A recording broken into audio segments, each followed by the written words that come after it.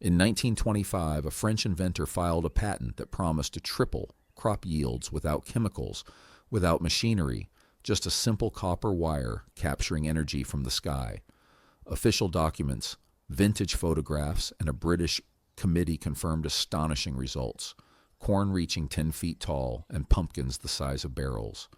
Then this technology vanished overnight as if someone had erased it from history. Welcome to where we uncover what the world wanted forgotten. If these stories have value for you, subscribe, hit the bell, and share these discoveries with those who need to know what most ignore. Justin Christoflo wasn't a household name in the scientific world. He was a farmer, experimenter, and relentless inventor born in France in 1863. He dedicated decades pursuing a single idea that plants could thrive using invisible energy extracted from the atmosphere. On October 26, 1925, he registered a patent in Switzerland. He called it an electromagnetic apparatus for celestial capture. The document numbered CH108648 described a system of copper plates and magnetic steel designed to harvest atmospheric electricity and channel it into the earth. The patent remains registered today. He claimed that with his device, oats grew over 5 feet tall. Dying trees returned to life. He published his discoveries in books and agricultural journals, inviting anyone to verify the results. Photographs from the 1920s show vegetables that seem otherworldly, pumpkins wider than barrels, cabbages nearly as tall as a person. The British Committee on Electroculture, established in 1918 under the Ministry of Agriculture, took notice. For nearly 2 decades, they compiled reports, photographs, and testimonials.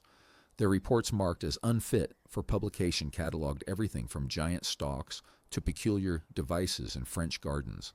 Despite the striking images, third-party validations never emerged. The photographs seemed to float between evidence and legend. The search for scientific proof was just beginning. Every patch of Earth sits beneath an invisible river of electricity. The air maintains a positive charge in the sky and negative in the ground.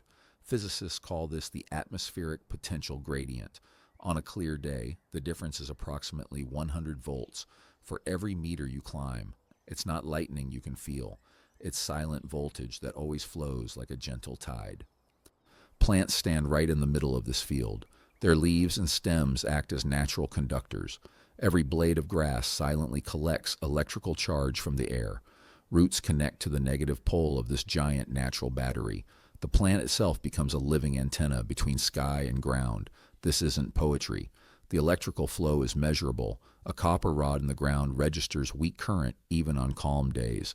If every plant is already an antenna, what happens when you give it a better one? A copper wire is far more conductive than a stem or leaf.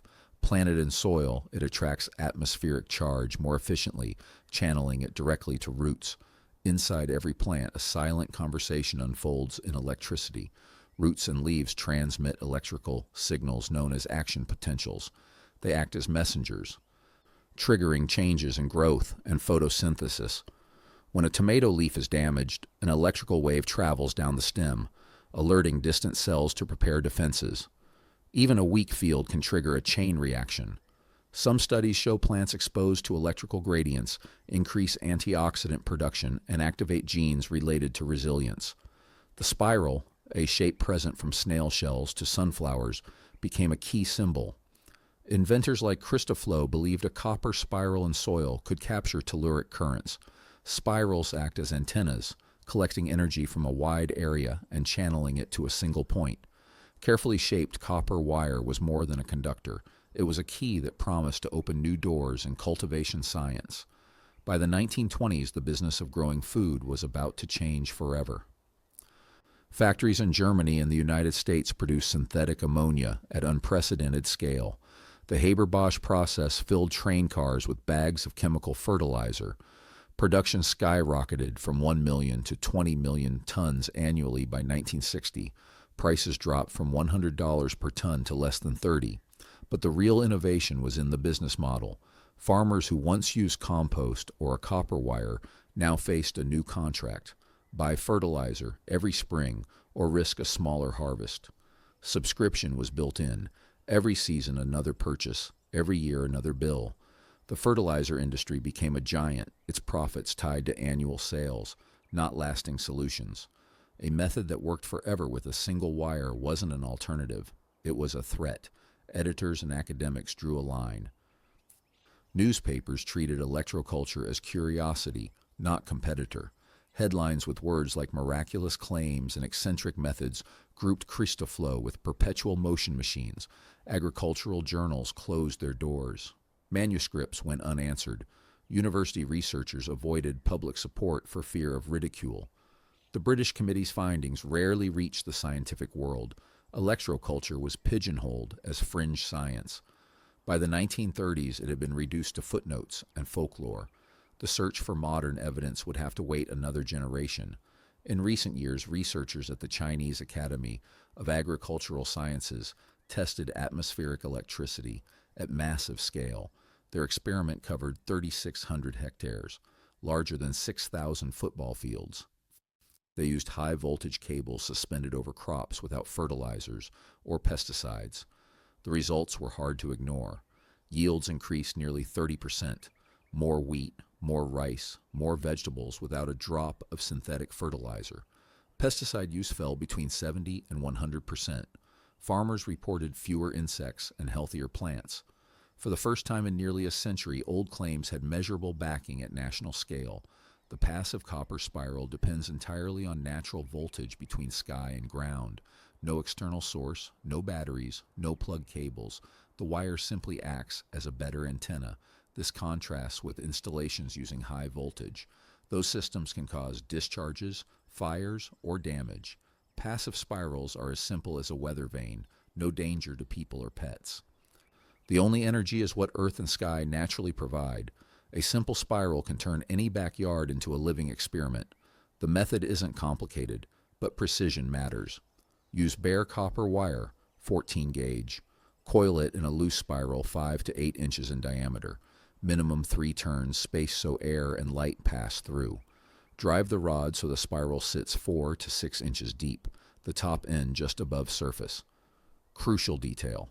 The tip must point toward magnetic north. A cheap compass does the job. Telluric currents flow north to south.